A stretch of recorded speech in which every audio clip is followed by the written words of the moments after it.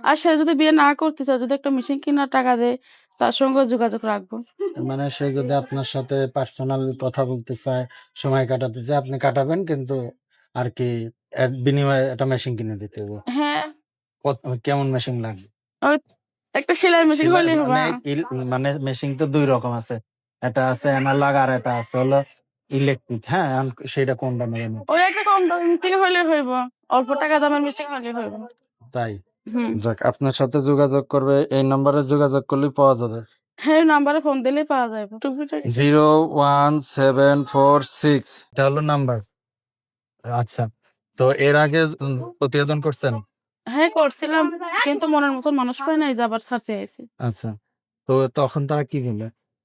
তারা বলছে এমনি টাইম পাস করছে, পাশেও থাকে নাই, এমনি টাইম পাস করছে, এই কারণে তো কারো ফোন ধরি নাই, যাওয়ার প্রথম করে ছাড়তে আইছি। তারা কিছু বলে নাই আর?